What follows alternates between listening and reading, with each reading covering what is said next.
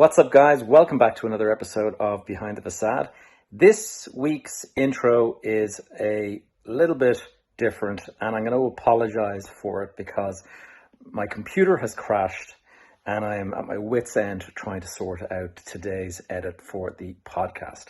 I don't know whether it's my hard drive or whether it's my computer, but it took me 4 hours to upload the video, and so I'm really just struggling to get this thing out.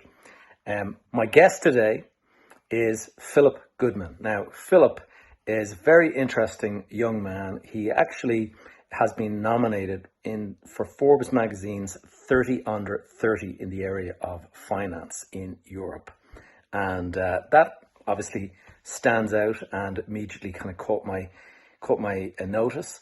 But what's particularly interesting for me in this particular conversation is that Philip's career path has similarly followed my own, insofar as I started out as an architect, practiced in a large firm, before starting my own firm, doing smaller stuff and getting into development. And that is exactly what Philip is doing.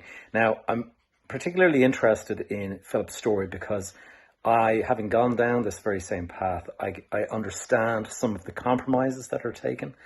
And it's interesting to see how he is going about building his business. And so it's a lot of good lessons here for all of you listeners, and just interesting from my own perspective to see if it would have been different for me starting today rather than 20 years ago. The other thing that I think you're going to glean from this is just the path that Philip has taken has very much been based on a lot of networking. And for those of you, the young people who are listening in to this episode this week, listen to some of the tips from Philip on how he managed to land these jobs in these really impressive big firms. Philip worked for Norman Foster. Now, Norman Foster, for those of you who are not familiar with the world of architecture, he is just one of the most iconic figures in the architecture world. He's known for the Gherkin building in London.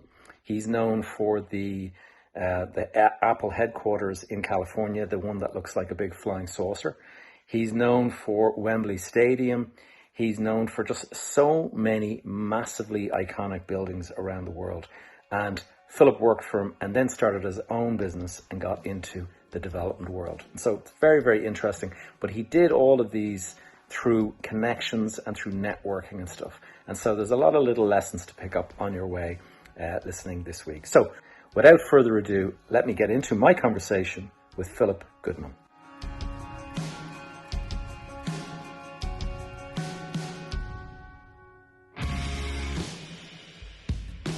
You are listening to Behind the Facade, and I'm your host, Gavin J. Gallagher. On this podcast, I explore the mental and emotional game often playing out subconsciously, both in your mind and the mind of everyone else in the real estate or property investment market.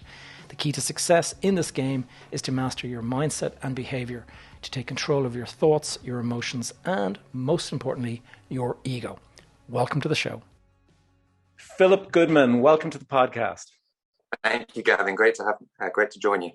It's really good to have you on. And just one of the questions I ask at the very outset of every podcast is just where in the world you are coming to us from. Right. Well, I'm in London. I'm actually at home, which is, I think, a trend of the work from home world that we find ourselves in now. But it has its advantages and disadvantages. You might see a cat crop up on screen, but no, I'm at home in southwest London. Great. And I will edit any scenes with cats kind of walking through this picture out. I was just going to say, Philip, in terms of just introducing yourself, I mean, you've got a varied career and we've just been talking offline about it. Perhaps you just like to give people a very quick, the elevator pitch, as we say, as to what you do. Sure. Well, I'm an architect. I qualified as an architect. I studied up in Glasgow at the Rennie Mackintosh School of Art. It's actually the only university that accepted me at the time, so choices were limited. But I went on from there. It's a long course going, as you'll know, being an architect yourself. Went on from there to work in various places as an intern around the world, and then took up a residency at Foster and Partners with Norman Foster, and was there for around about 7 years. Had a fantastic experience there and dived into the world of development whilst studying and working, and found some challenges and opportunities that I wanted to address. I was very privileged to work on some fantastic projects at Foster and Partners, and really had done what a lot of architects would want to do very early on in my career, combined with not having any responsibilities outside of my own career. I had the opportunity to take the jump and start a business. Brilliant. We'll get into all of that in a moment.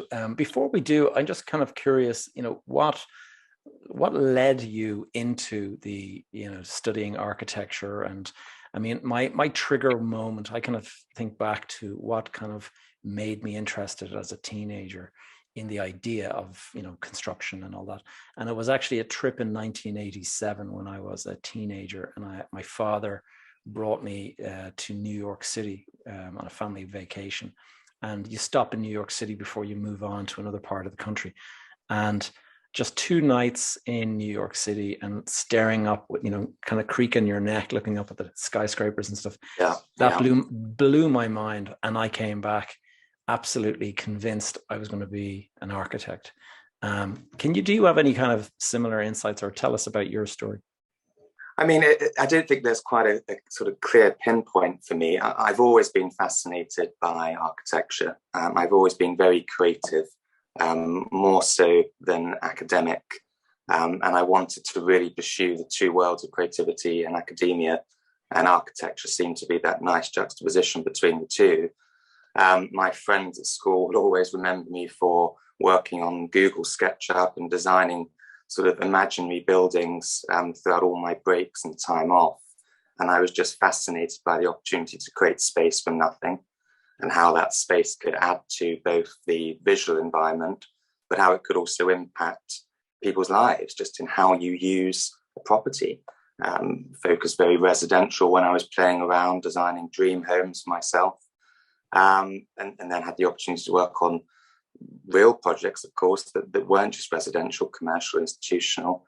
But I think it was just that interest in how something that people use all the time can play such a pivotal role in their lives, and how it's a social responsibility to deliver quality. And there's a lot of architecture that isn't good. And I think architects have that social responsibility to look at the bigger picture, socially, environmentally, culturally, and respond accordingly to that. Interesting. Yeah. And certainly your career, I mean, Foster, we're going to get into your time at Foster, but you mentioned that you were an intern at various other places around the world. Tell us about your kind of experiences before you joined Foster. Sure, it was chasing girls. It was working in different places overseas through girlfriends that I had at university. So actually, I worked in New York for a period of time. American girl there.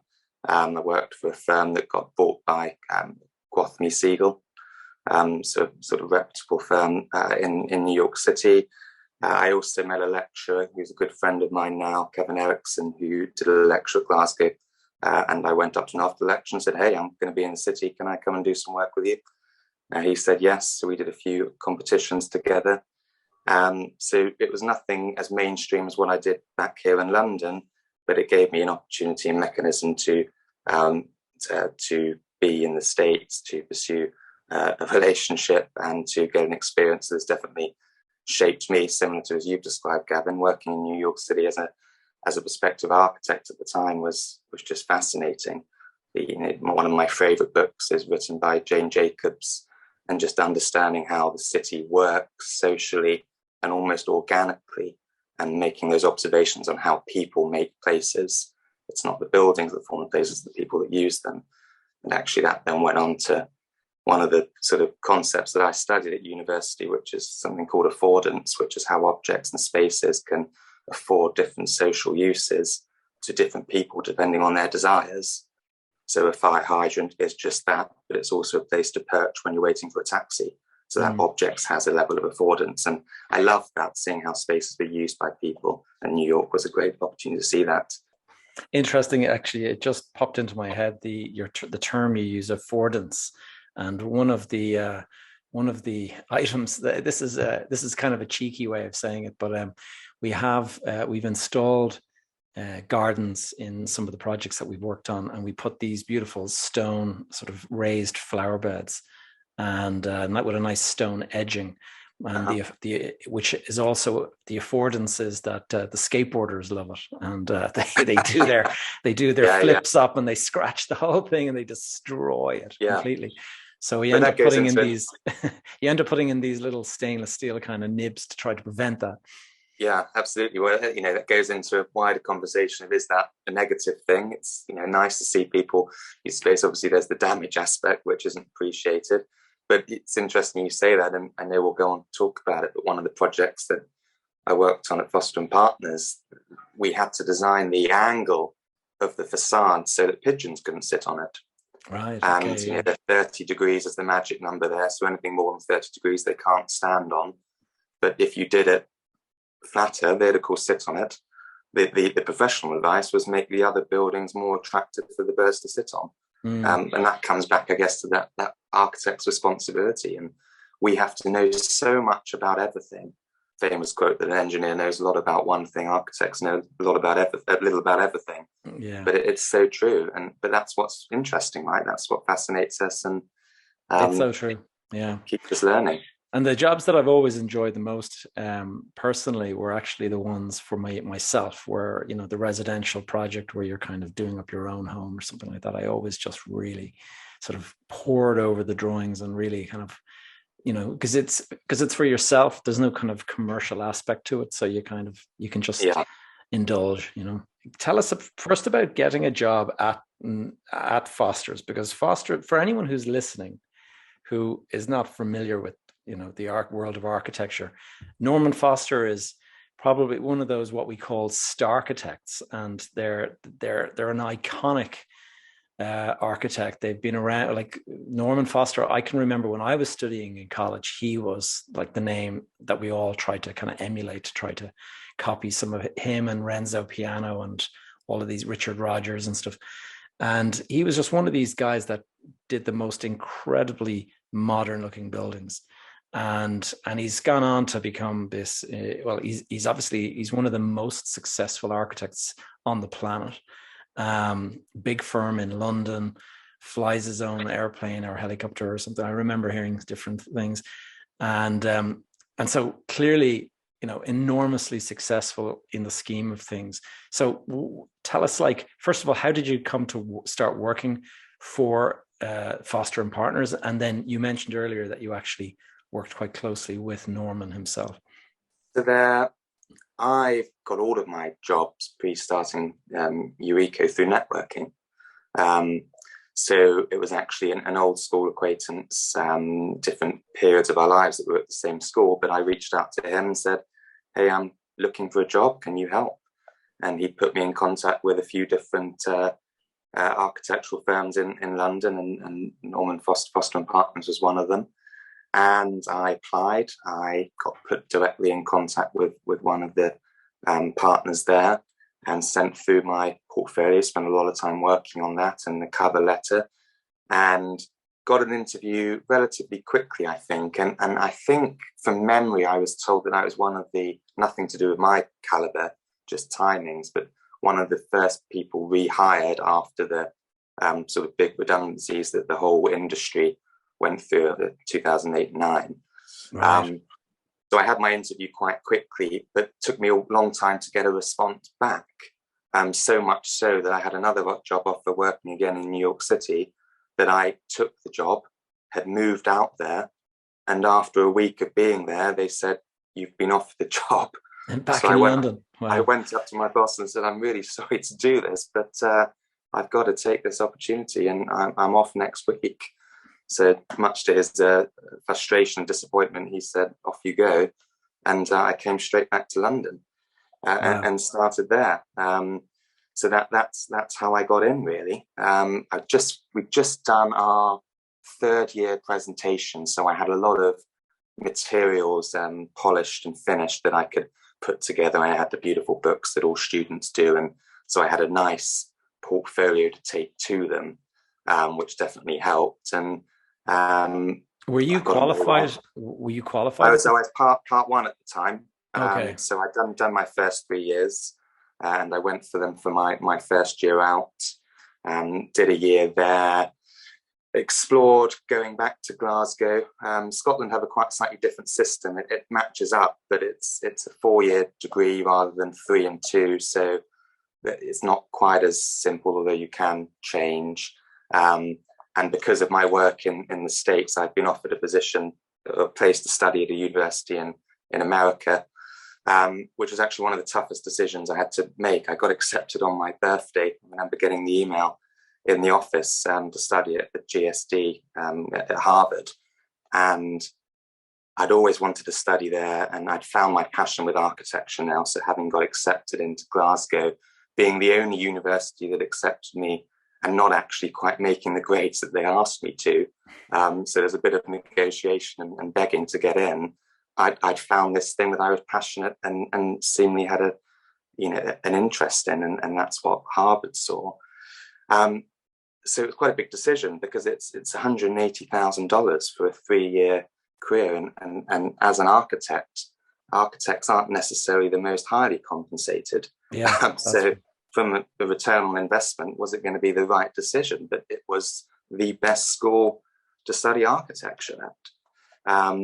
So I spent a lot of time speaking to my boss at Foster's, who I'd become very close with, very much a mentor for me professionally and in life, a guy called Michael Jones. And I spoke with him and sort of said, along with others, that we're not going to change our view on you.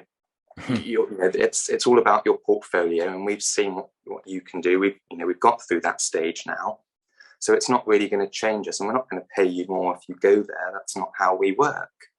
So I thought that's interesting. That's the first negative against this offer. So they had an open day there, and I thought, I've got to go to that. So I managed to get a flight and went over and spoke to a few of the professors there. I won't mention names, but certain quite high up, and said, why should I come to Harvard? And they said, it's about the contacts you're going to get. And I thought, hold on, I mean, this is going to be about the education I'm going to get. And I think Harvard's a different conversation. I think now it's one of the biggest investment funds out there. It could stop charging fees and still sustain itself. Yeah. So, the education, I'm sure, would have been good, but it certainly wasn't a sales pitch. It was the contacts and the network that you would get. And, I was very happy where I was at the time. I wasn't looking for another job. So I thought, well, I don't need that, and I'm not going to get paid anymore. So I also went down to the Foster's office in New York City and spoke to the partners there and said, are you going to pay me anymore? Is it going to be any different? And they said the same thing. So all the facts were saying, don't do it. It's still a little bit sad that I didn't go. I think it would have been a great experience being there, and I'm sure I would have learned a lot. But at that point, I certainly couldn't have afforded to go. So I decided to go back to Glasgow, and Foster's sort of quasi-sponsored me through that. They put me on a contract that enabled me to work with them whenever I wanted to, weekends, holidays. So that helped me pay my way through that. And after my 4th year, which is when you officially graduate in the Scottish system, I then came back to Foster's for my summer period, started working on an incredible project in New York, which was a life-changing project for me, and said I can't go back to university. So I worked full-time and studied full-time. And that was a year of 130-hour weeks. Wow, yeah. And I was doing your final year of architecture, which, as you know, and other architects listening, is hard work, whilst working on a competition with Foster and Partners for a year, which, as architects will also know, is very hard work. So I probably crammed 3 or 4 years of experience into one, and I'm very glad I did. I wanted to segue into the actual person himself, Norman Foster. I mean, being such a successful person, was there any habits or behaviors that you saw from your position there, just of what has made him so successful, what has made the business grow to the size that it is? Yeah, I mean, I've engaged with him, I've met him, I would no way say that he knows who I am. But I also had the luxury of doing my part 3 whilst being there. So that enabled me to dive into the business a little bit more. And as a businessman now running my own, I understand how the clogs work, and it gave me a little bit of an insight. I think Norman, I know Norman, he's an innovator. He's a visionary. He is still very actively involved in the business as an architect, not as a businessman, not as a financer, as an architect. What age is he at this stage? He's in his very good. I would say in his 80s. I couldn't put a number on it. But he certainly was in and out the office when I was there. Left almost 4 years ago, but he was in and out. Very involved in projects, in every project. Has an incredible team of partners around him that obviously guide the projects through. But I would suggest that there isn't anything that is done without his input. And part of that is the continuity of the brand and his vision. But also it affords the opportunity for people that are so close to a project that to have someone with that knowledge and experience just take a step back and say, have you thought about this? And there were often cases where he would just have a very small suggestion, which you think, wow, why didn't we think of that? And so that was very refreshing and just inspiring to see. His mind works in 3 dimension, which you would expect from an architect, but he can understand everything perfectly. And from the facades to the buildings that we were working on, there's never a point where he wouldn't get it. And it was just fantastic to see. And for him to bring this, innovation is the word that always comes to mind to everything that we did. An incredible man. And you worked on a project that really interests me, and it's another iconic name and another iconic brand, is Bloomberg. Yeah. And what's interesting is people recognize that the Bloomberg headquarter building in London cost something like £1 billion to build or something like that. And everyone kind of blows their mind. But then you think, well, this person went out and spent about that amount on his presidential bid in the US election against. Yeah, different world, right? Yeah, totally different world. And so, just tell us about working on that project, because the scale of investment and stuff is absolutely huge, but you did it working in Norman Foster's office. And so, tell us. First of all, it was a privilege. It was a fantastic project to be involved in. And the time at which I joined the business, just been going through the planning stages, and I took it with the team, incredibly talented team, of whom many remain very close friends, all the way through to practical completion.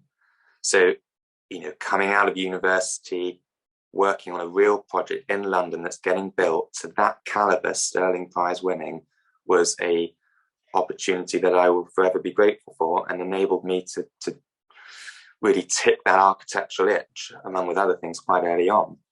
But Mike Bloomberg is an engineer, so he has a creative mind. Yeah. I think him and Norman were an incredible team. Both of their visions combined by this checkbook to support it meant that really anything was possible. And it's not one of these buildings, as you see, Gavin, that is glitzy.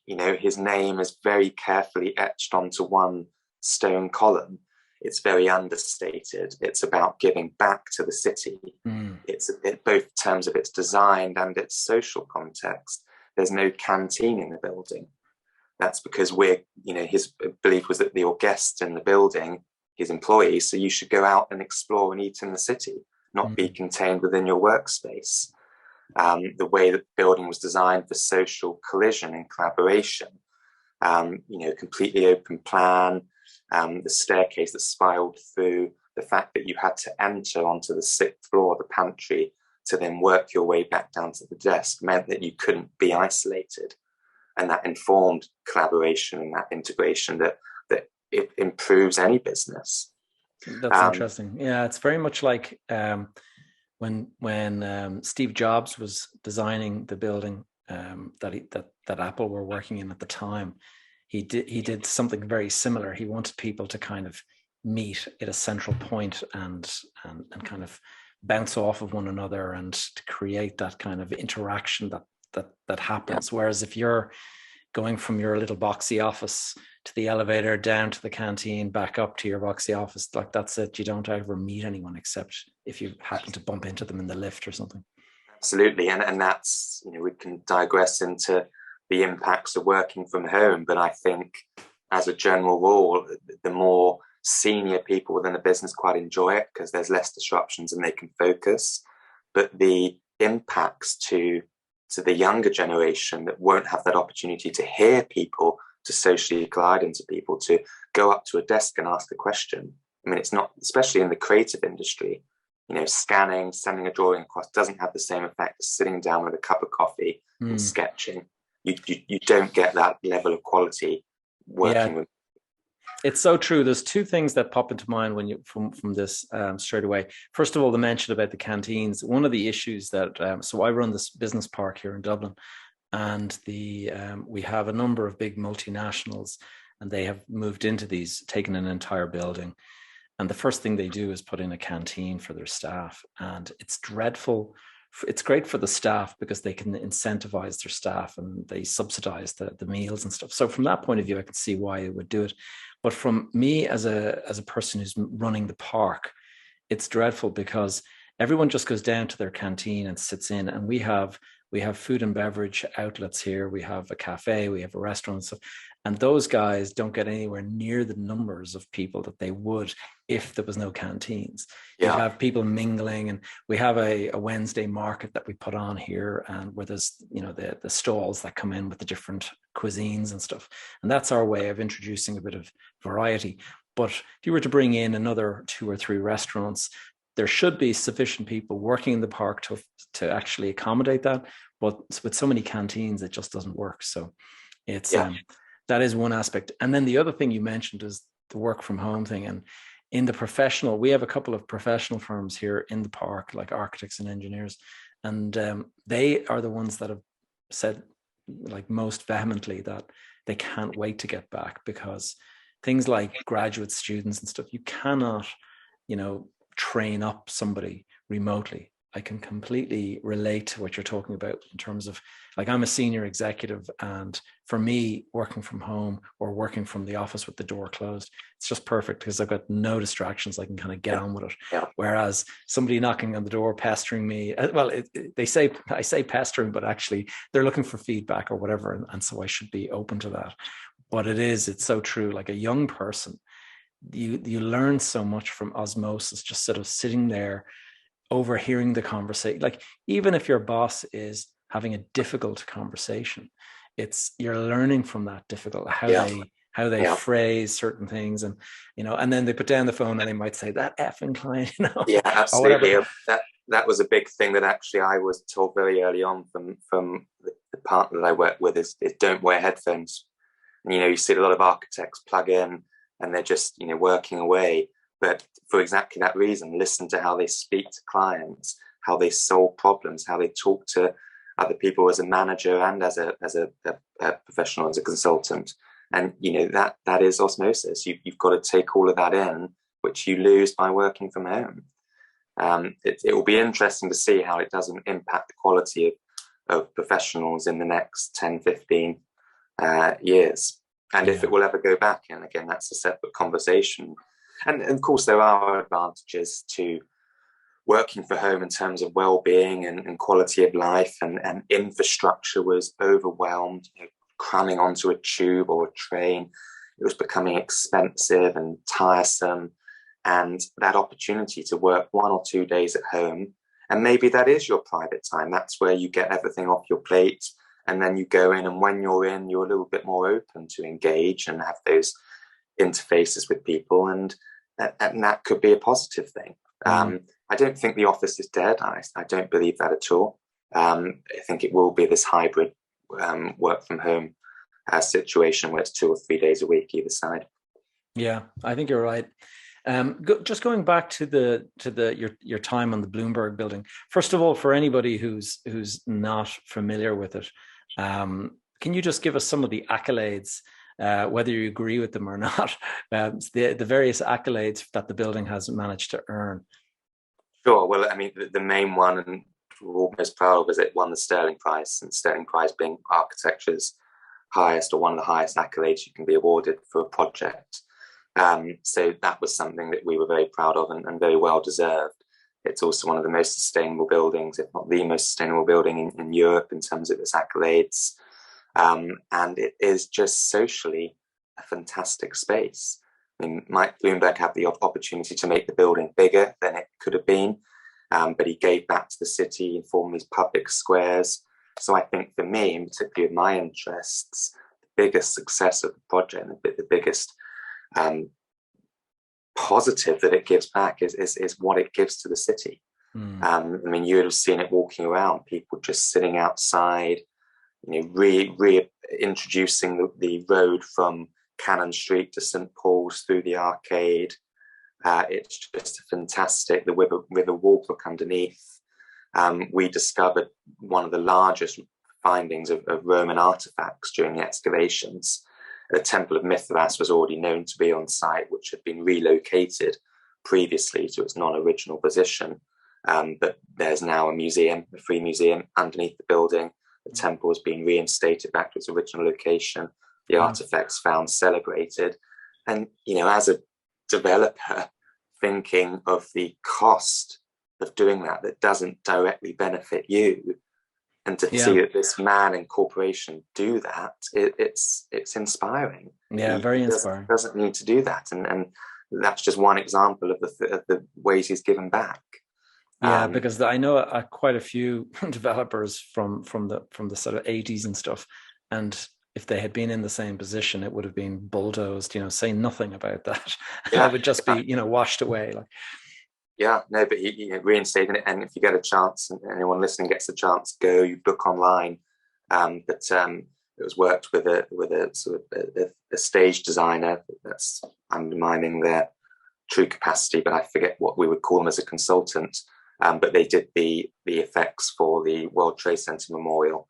Okay. So they had some fantastic light tricks that sort of form the external walls of the temple, sound displays that when you actually go in, you get as much of an interactive, immersive experience as you possibly could get from something that is thousands of years old.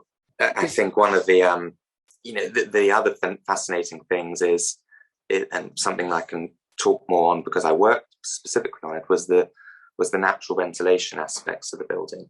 Now, most offices, as you'll know, can't open the windows for different reasons, and they're typically air conditioning, which in itself is very unsustainable. So the concept of getting natural airflow through a building, particularly of that size, working with the buoyancy of how it enters and then gets drawn through the building, was an incredible feat of engineering. And the facade that hangs off are not only solar shading and not only beautiful, but they are naturally ventilated pieces of engineering.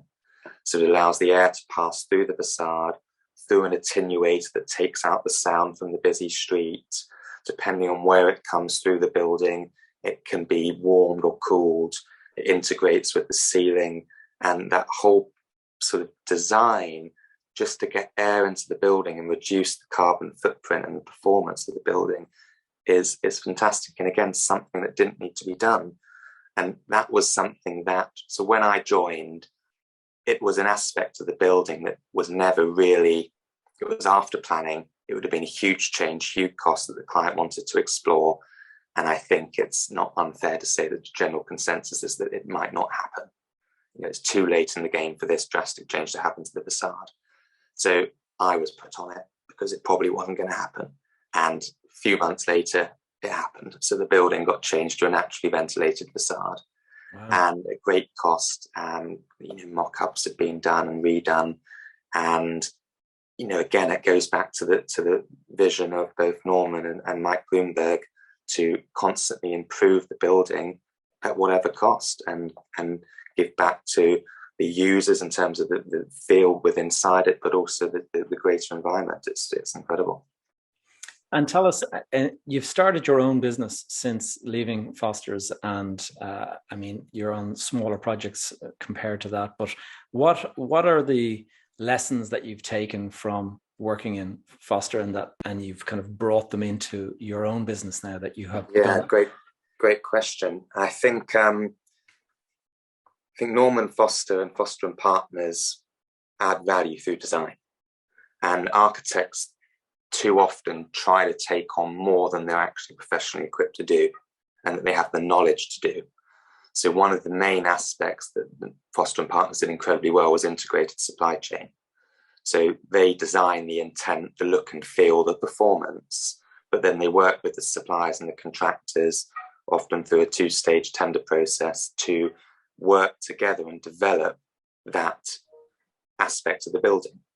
So it comes from something very well designed, but not buildable necessarily, to working with the people that actually know how to build it to deliver the best product. So then Foster and Partners are constantly monitoring the aesthetics and the performance of that product whilst it's getting built. So that integrated supply chain, sort of vertical integration, and that was something that Foster's did incredibly well. They had everything in-house. Doesn't mean that they didn't use engineers or environmental designers, but when you wanted that coffee conversation of how can we make this more sustainable, you go and have a chat with that team. When you're worrying about how it's going to stand up, you go chat with the in-house engineers. So that vertical integration helped you to control the whole process and deliver the best quality of product because you're controlling it. And that was one of the biggest lessons that I took into Eureka, was the vertical integrated approach. So we are a property investor, we're an FCA regulated investment vehicle, but we have everything in-house. So we raise the money, we find the sites, we have architects, project managers, construction managers, contractors, all in-house, right, to really manage that whole procurement process to deliver the best quality in terms of adding value. And the other thing, which I briefly talked about, is that Foster's are designers. They make design good. And I truly believe that good design adds value. And that's something that we try to do at Eureka. Yes, we're at a different scale, but if someone falls in love with a property through good design, they're going to pay more for it.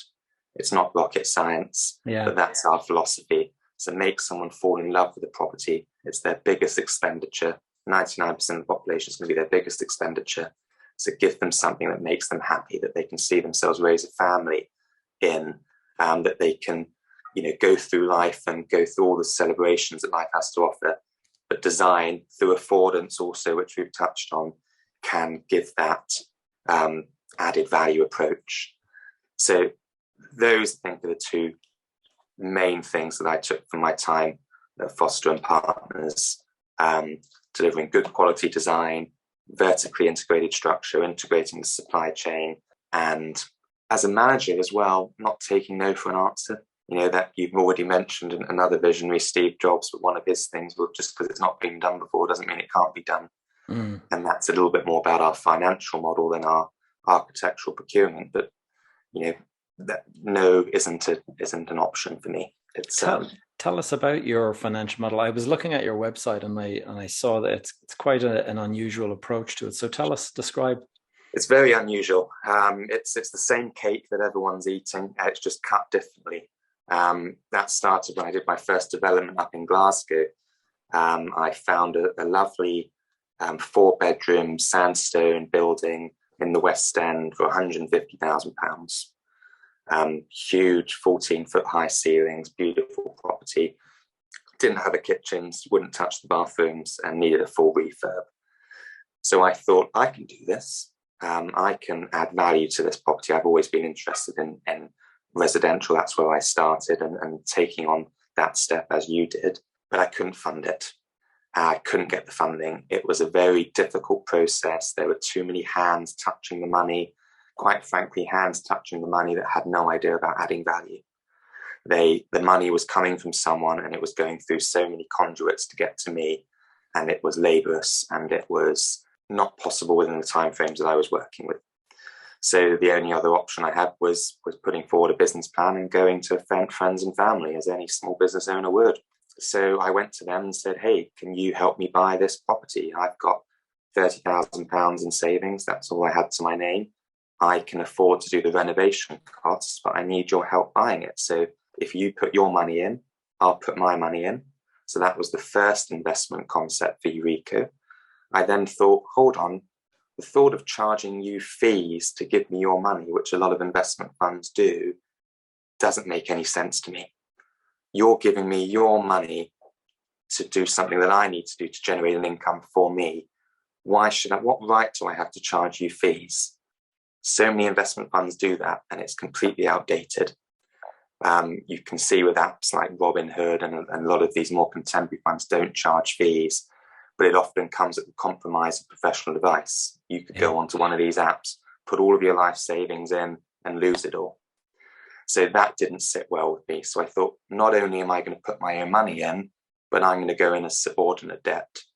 So before you lose a penny, I'm going to lose everything that I put in, because you're trusting me to deliver this scheme.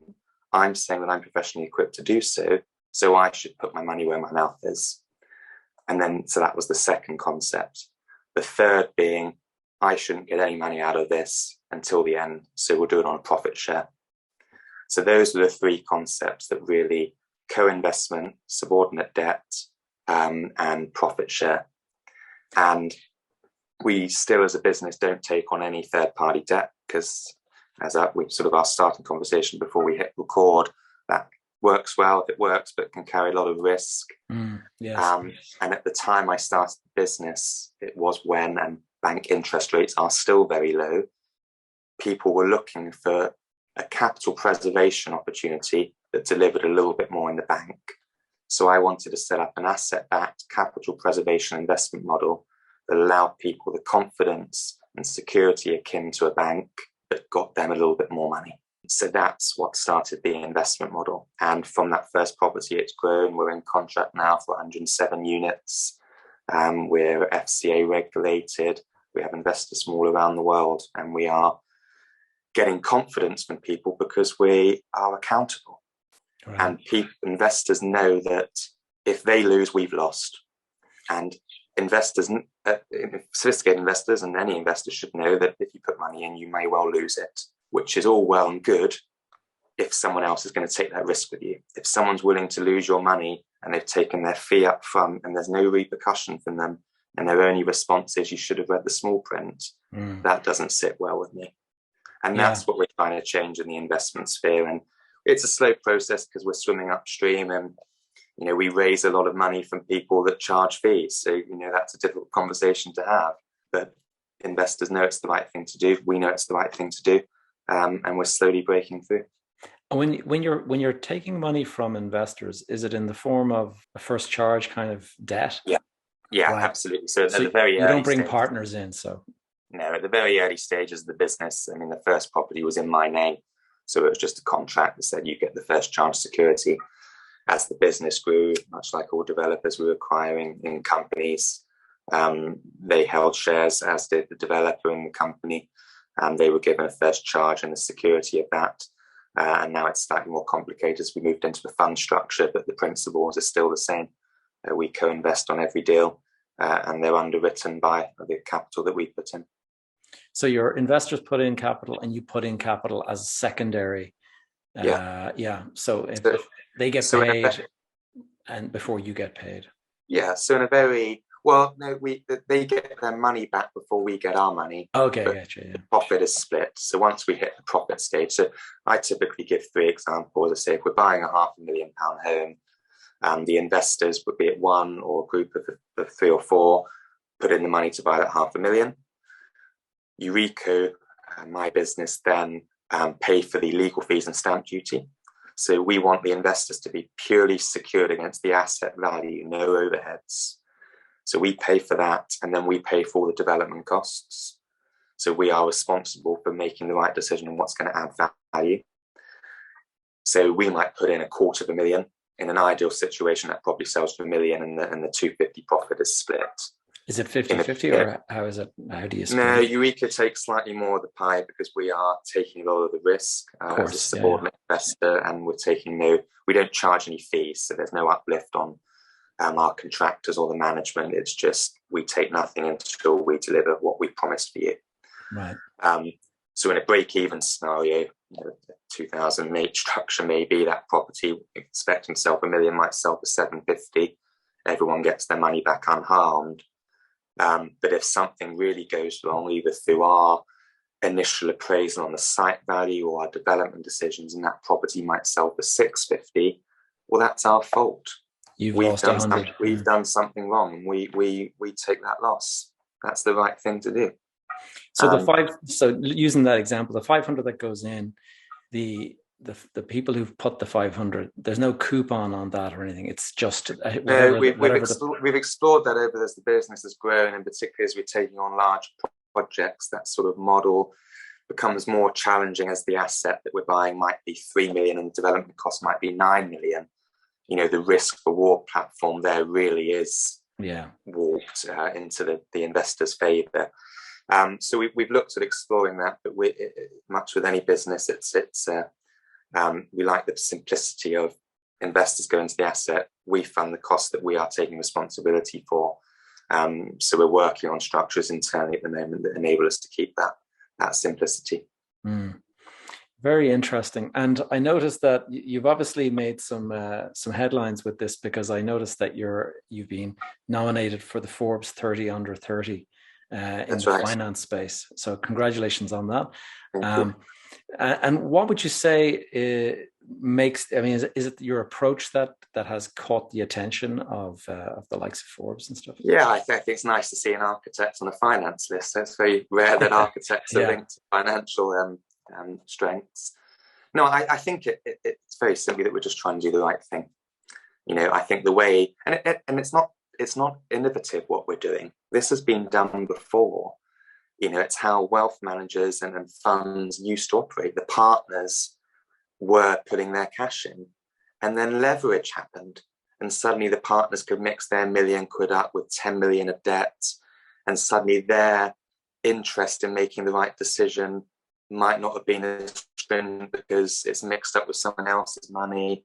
And that was what led to the crash, and some great movies on it in the States, and explains it quite well. I forget the name of the movie. The Big Short. And The Big Short, that's it. But it's there's a few documentaries on Netflix at the moment that talk about that idea, but it's just that accountability that's been lost. And so what we're doing is not new. It's just almost trying to go full circle again. And just people, I think, struggle to trust some financial advisors and wealth managers because of that lack of accountability. And as I said, this doesn't do me in good stead when I go to them looking for investment, but it's unfortunately how I feel and what we're going to keep pushing through. Long may it last. In terms of one of the questions that I have is, you're doing a lot of sort of residential projects at the moment, and are you seeing something that I've noticed in the commercial world is that ESG and this whole sustainability and carbon emissions and reduction, so that's starting to come to the forefront in the commercial side. Are you seeing that happening in terms of the funding side and in terms of just investors and their approach? Absolutely. And I've already spoken about my interest in sustainability, so what I'm about to say isn't meant to demean that, but I think a lot of funds use it as a tactic and a play. Greenwash. It's good. Let's raise some money on sustainability play, and it's nice for people to have a conversation about doing something that's good. They've not put their money into something that people don't want to talk about. They can also talk about a positive investment. So we certainly see that from a lot of investors that we've approached. That, are you being sustainable with your approach? What is your sustainability strategy? How are you reducing carbon on your developments? A lot of housing authorities and councils require that anyway, but it's certainly an attraction to investors to offer that as a benefit beyond just the environmental sustainability, but also that's the social sustainability. And that's a trend that we, by chance, have been building on. So one of the aspects of what Eureka fell into is that London was becoming unaffordable. I couldn't afford, I had a great job, I couldn't afford to buy a house in London. A lot of my friends and colleagues were in the same position. At the time, an average property price was 550, average salary 60. So unless you've got £250,000 tucked away as a deposit, you're not buying in London. And that's out of reach for most people. So what were people doing? They were moving outside of London. They were looking for a more affordable life. And actually with that affordability often came quality, because you got more space, you got a better quality of life. COVID then hit, and people no longer needed to work in the cities, and people were actively pursuing that better quality of life. And the population in London, I think for the first time in a while, has decreased, with people moving out of the city. And so that is a trend that we looked at in terms of affordability, but socially is now what a lot of investors want to do. So we're in conversations now, particularly with American investors, about, New York's seen it. I spoke to a chap, investor in New York a few days ago. Commercial units are struggling because those office workers that were buying sandwiches 5 days a week are now buying sandwiches 2 days a week. Yeah. And we're going to see that in London. And you only have to walk through the square mile at the weekend to see how dead it is.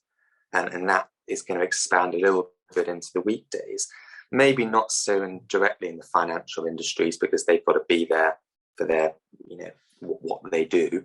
But I think other people are going to have that opportunity to move out of the city. They're going to be able to get a bigger house with what they can afford. They're only going to be required to commute to work 2 or 3 days a week. So that means they're happy to accept the hour and a half commute rather than limit it to an hour. And therefore, funds and investors are interested in that social movement into commuter belt areas of London. Now, why have larger investment funds not done that previously? Well, it's a lot easier to put £500 million into a tower block in central London than it is in outside of London, because the values don't compensate it. So that you've then got multiple sites, and that comes with its management difficulties. So what we've been working on over the last 4 years is how do you solve those management constraints? How do you develop a kit of parts? And going back to your earlier question about what I took away from Foster's is that kit of parts. You look at a lot of Foster buildings and they have similarities. The detailing is exquisite. I used to be able to walk past a Foster's building and just know it was them just by the way that the building touched the floor. But what they have is a kit of parts that they often use on other projects. And that's what we've taken into Eureka. So we've designed this system that we can give our kit of parts to a local team of builders that will then have the professional support from us, the funding from us. They don't have to worry about getting paid and don't have to worry about getting tenders out, which they'd have to do by themselves. So they come and work with us, and suddenly we can then solve that granular modular issue of how do you put $500,000 into commuter belt areas. Well, we can do it because we've got this infrastructure. And that is a problem that we were looking to solve, and we're getting very close to solving it. But that's typically, I believe, why a lot of these larger funds focused on prime locations, because it was the ease of deploying capital. Yeah, very quick and easy. Yeah. I'm conscious of the time. Philip, in terms of my final couple of questions, I always like to ask, first of all, the best advice that you got in the last number of years working in your career or prior to that. Great question. I think the best advice that I've had is always hire people more intelligent than you. Why would you ever want to work with someone that you feel that you are better than? So I always try to work with people that are better than me, because I think that forms a really good team. So that's some of the best advice. And then I think the other side of that is a very good friend of mine who's now on our board gave me advice on networking. And as I mentioned, that's how I got all my jobs. And now as we're raising capital, it's such an invaluable skill. It's very difficult for a lot of people to go up to someone and say hi and introduce themselves. But everyone likes to be in conversation. But the advice I was given on networking is, he said, who are the most important people in your life? So if I asked you that question, who's the most important group of people in your life? You might say family. Yeah, family, wife. Yeah, exactly. Who are the next most important group of people? Friends. And then you might go to colleagues. And networking should be structured in that same way. Not saying to make everyone part of your family, but don't jump in with what you want.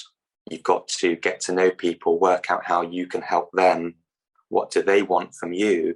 And network in that way that it can be mutually beneficial and support each other.